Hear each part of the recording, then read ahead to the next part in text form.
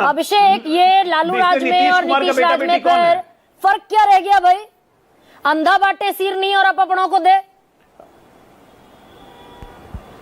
भाई इसमें नीतीश कुमार का बेटा बेटी मेरी आवाज आप तक पहुंच रही है गरिमा जी? हाँ अभिषेक जी सुन रही हूँ, प्लीज। नहीं, मेरी आवाज आप तक पहुंच रही है गरिमा जी? ऑडिबल। आपने अच्छा प्रश्न मुझसे किया कि क्या अंतर है लालू राज और नीतीश जी के शासन में। चलिए, हाय तौबा मच रहा है और बहुत बेहतर तरीके से हमारे बड़े भाई अजय आलोक जी ने आपको बताया। मैं उन बातों को रिपीट नहीं करूंगा कि आदरणीय संजय झा जी की जो बेटियां हैं उनकी क्या एजुकेशनल क्वालिफिकेशंस है, या जिनके विषय में अभी आप महिला आयोग की सदस्य बनने पर सवाल उठा रही उनकी क्या एजुकेशनल क्वालिफिकेशंस है, AA है, PhD और एक व्यापक अनुभव है। गरिमा जी, आप भी एक महिला है और मैं एक ही बात आपसे कहना चाहता हूं कि 21वीं सदी में हम जी रहे हैं और यहां किसी भी महिला की पहचान उनके पति या पिता के नाम से सिर्फ नहीं है, उनकी योग्यता, उनके टैलेंट, उनकी कार्यकुशलता के दम पर भी होती है। जितने भी लोगों का मनोनयन हुआ है उन सब की आप कार्य क्षमता को चेक कर सकती है। और रुक जाइए, आपने कहा कि क्या अंतर रह गया, मैं आपको अंतर बहुत बेहतर तरीके से बताता हूं। अंतर यह है कि किस तरह से लालू प्रसाद यादव जी के दबाव के चलते बेटियां MBBS की नौकरी की डिग्री पा लेती हैं, काम नहीं कर पाती हैं। लालू जी के प्रभाव के चलते बेटे पढ़ नहीं पाते, क्रिकेट खेलने जाते हैं, वहां फेल हो जाते हैं, उसके बाद बिहार में मंत्री तक बन जाते हैं। उनकी बेटियों को चुनाव लड़ने का मौका मिलता है, राज्यसभा में सांसद, लोकसभा में सांसद बन जाती हैं।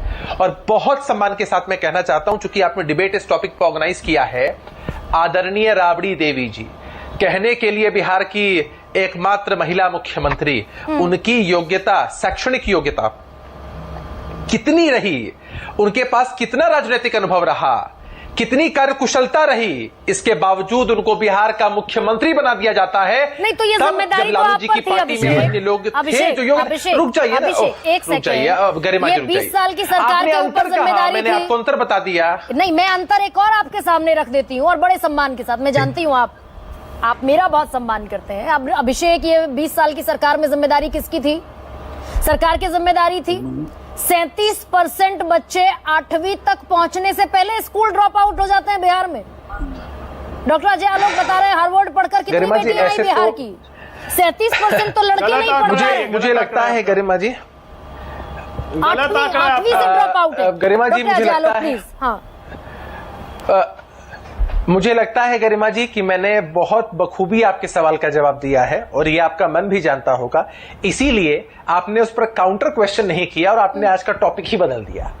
आज का जो टॉपिक है वो एकदम सामने आपकी स्क्रीन पर दिख रहा है, लोगों की तस्वीरें चलाई जा रही हैं, एकदम सबके पर्सनैलिटी के साथ खिलवाड़ किया जा रहा है। ऐसी बेटियां, सोचिए उन बेटियों को कैसा महसूस होता होगा कि विदेशों तक जाकर उन्होंने डिग्री ले ली, अपने परिवार का, अपने कुल का, अपने बिहार का नाम रोशन किया और आज नेशनल टीवी पर उनके सारे टैलेंट को क्रिटिसाइज किया जा रहा है। मैं भी इस क्षेत्र में रहा हूं, मुझे भी वो संवेदनाएं मालूम है, कितना बुरा लगता होगा उनको। अभिषेक, उन लोगों के लिए भी बुरा, दो बेटियों के लिए। इतने लंबे समय से किया, क्यों करेंगे? अभिषेक, अब ये थोड़ा सा पर्सनलाइज मैटर हो गया और सेंसिटिव मैटर हो गया। Being a women, being a lady, 2 बेटियां बिहार की बेटियां हैं, प्राउड है, I am standing bye them. लेकिन ये जो 6000 तक कमाने वाले 34% लोग हैं जिन्हें गरीब माना नीतीश सरकार ने, 6000 से 10,000 तक कमाने वाले 29.61% लोग हैं जिन्हें अमीर मान लिया। 6000 से 10,000 रुपए महीना कमाने वाले 29% लोगों को, 30 और 34 मिलकर हो गया कितना, 64% लोग 6 से 10,000 कमाते हैं बिहार में। उनके लिए भी इसी तरह का स्टैंड लेना बनता है क्या JDU की तरफ से? एकदम बनता है गरिमा जी। बिहार को पूरी गरिमा है उन बेटियों पर जो डिफरेंट क्षेत्रों में बहुत अच्छा कर रही हैं, हम उनको प्रोत्साहित करते हैं। साथ ही अगर हमारी कोई बेटी पढ़ नहीं पाती है, आगे बढ़ नहीं पाती है, तो हमें उसके लिए भी खेद होता है। इसीलिए तो मुख्यमंत्री जी ने बेटियों को इतना आगे बढ़ाया, छात्रवृत्ति योजना करते हैं, ग्रेजुएशन करते हैं, क्रमशः 10,000, 25,000, 50,000 रुपए मिलते हैं। बेटियों को साइकिल देते हैं, पोशाक देते हैं, स्कूल जाने को प्रोत्साहित करते हैं, सारी सुविधाएं देते हैं। हम चाहते हैं स्कूल जाने का प्रोत्साहन, कंपैरिजन गड़बड़ हो जा रहा है गरिमा जी। ये तो जमींदोज हो गया। ये गरिमा जी कंपैरिजन गड़बड़ है, कंपैरिजन गड़बड़ है।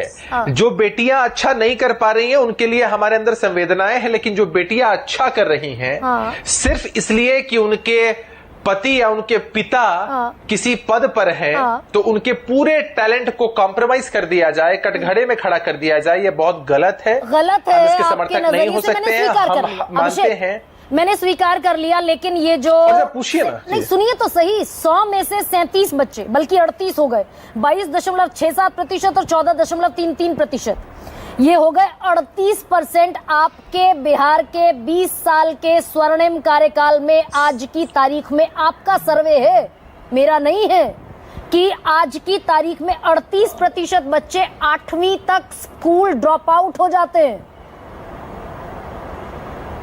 उनके लिए कौन चिंतित होगा? गरिमा जी, मैंने कई बार आपसे ये बात कही है, मैंने कई बार आपसे ये बात कही है कि हम जहां खड़े हैं उससे ज्यादा जरूरी होता है कि हम किस दिशा में बढ़ रहे हैं।